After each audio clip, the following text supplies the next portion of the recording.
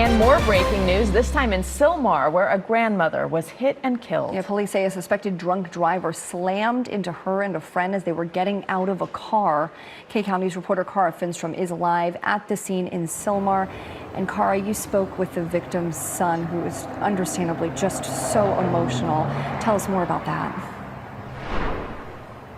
Yeah, he is still in shock. He says that his mother, 87-year-old Aurora Reynoso, was struck and killed by this driver last night. And he wanted to share a little bit about what happened with us because he says he hates to hear that yet another person has died because of a drunk driver. We're moving over to the area. This is a very busy street where this took place, and you can see what was left behind here. He says she was coming back from church last night with a friend, getting out of her car when the driver slammed into it, then just kept on going, crashing into 5 other cars on this block. He did share a picture of his mother with us. Want to give you a look at that. He tells us she was an incredibly giving woman who had raised his 13-year-old son since he was 6 months old.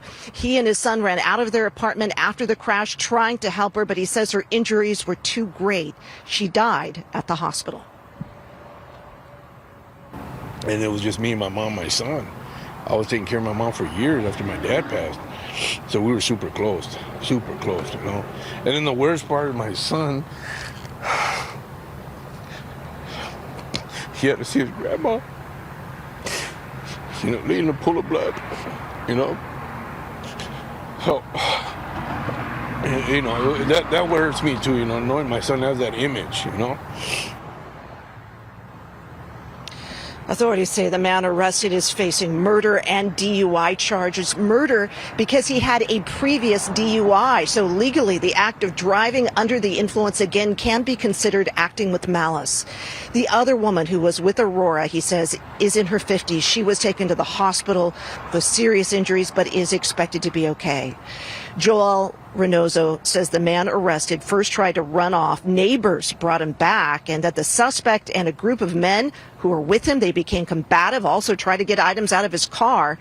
He says he's comforted by his faith right now and believes his mother is at peace. But back here live, he says he wants to make sure that this man isn't able to hurt anyone else. And he also says he and a large extended family are now grieving. Aurora Reynoso also survived by another son and a number of nephews and nieces. Oh, that's so sad, Cara. Thank you.